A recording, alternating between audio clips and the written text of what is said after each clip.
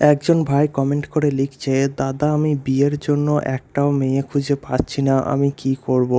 তো বন্ধুরা, এই বিষয় নিয়ে ডিটেলসে জানতে চাইলে আজকের ভিডিওটা তোমরা অবশ্যই শেষ পর্যন্ত দেখো। আর তোমাদের কোনো প্রশ্ন থাকলে কমেন্ট করো, সেখানে আমি তোমাদের 100% অবশ্যই রিপ্লাই দেবো।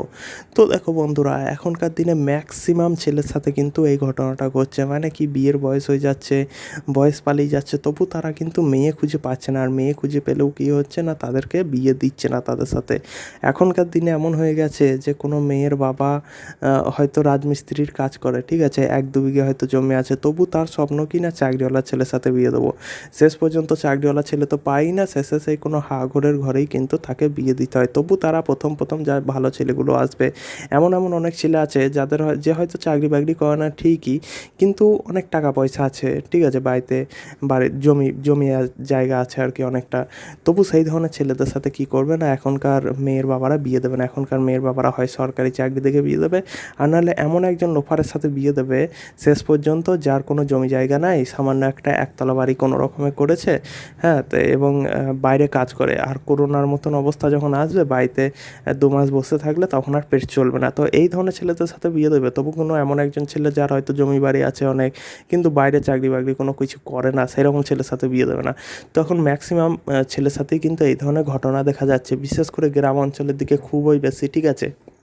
তো তোমরা কি করবে দেখো, যারা মেয়ে খুঁজে পাচ্ছ না তাদেরকে বলবো যে তোমাদের যদি এমন কোনো অবস্থা থাকে যে তুমি ভালো চাকরি করো না বা ভালো কাজ করো না বলে মেয়ে খুঁজে পাচ্ছ না, তাহলে তোমাদেরকে যেটা করতে হবে যে বাইরে চলে যেতে হবে কাজের জন্য, ঠিক আছে, এবং মিথ্যা কথা বলতে হবে বাইরে গিয়ে যে আমি খুব ভালো কাজ করি, হ্যাঁ, ঠিক আছে, অনেক টাকা ইনকাম করি। 10,000 টাকা ইনকাম করলে বলতে হবে 20,000 টাকা, 15,000 টাকা করলে বলতে হবে 30,000 টাকা ইনকাম আমার, ঠিক আছে। আর খুব ফুটুনি দেখাতে হবে, যখন বাড়ি আসবে মোটরসাইকেল নিয়ে ঘুরে ঘুরে বেড়াতে হবে, ঠিক আছে, এমন ভাব দেখাতে হবে যেন তোমার প্রচুর পয়সা রয়েছে। আর এইভাবে তুমি কিন্তু যে কোনো মেয়েদেরকে খুব সহজেই অ্যাট্রাক্ট করতে পারবে, মেয়েদেরকে মানে কি মেয়ের বাবাদেরকে, ঠিক আছে, এবং তুমি কিন্তু বিয়ের জন্য পাত্রী খুঁজে পেতে পারো। আর একটা কথা বলে রাখি, দেখো বন্ধুরা, অল্প বয়স থেকেই কিন্তু বিয়ের দেখাশোনা করতে হবে, বিশেষ করে সেই সব ছেলেদের যারা চাকরি বাকরি পায়নি, ঠিক আছে, যার বাবার প্রচুর টাকা পয়সা নেই। এখনকার দিনে তো প্রচুর টাকা পয়সা থাকলেও বিয়ে দিচ্ছে না যদি চাকরি না থাকে, ঠিক আছে। তো অল্প যেসব ছেলেদের চাকরি বাকরি হচ্ছে না, সরকারি চাকরি বাকরি, তাদের উচিত অল্প বয়স থেকেই কিন্তু বিয়ের জন্য দেখাশোনা করা, ঠিক আছে। এবং যেসব ছেলেরা চাকরির জন্য ধরো প্রস্তুতি নিচ্ছে, এবং সেই প্রস্তুতি নিতে ধরো অনেক বয়স হয়ে গেছে, তো তাদেরকে কী করতে হবে, যখন বিয়ের বয়স চলে এসেছে ধরো, ঠিক আছে, বা বিয়ের বয়স পেরিয়ে যাচ্ছে, কিন্তু এতদিন ধরে চাকরির জন্য পড়াশোনা করছিল, চাকরিটাও হলো না, বিয়েটাও হলো না, তো তাদেরকে কী করতে হবে, ইমিডিয়েটলি শেষ পর্যন্ত বাইরে পালিয়ে যেতে হবে, ঠিক আছে। এবং বাইরে গিয়ে ওই রকমই মিথ্যা কথা বলতে হবে যে ভালো কোম্পানিতে চাকরি পেয়েছি, এবং 30,000 টাকা 40,000 টাকা মাইনে, ঠিক আছে। তো এইভাবে কী করতে হবে, যেমন করে হোক একটা মেয়ের বাপকে পটিয়ে বিয়ে করার চেষ্টা করতে হবে, ঠিক আছে।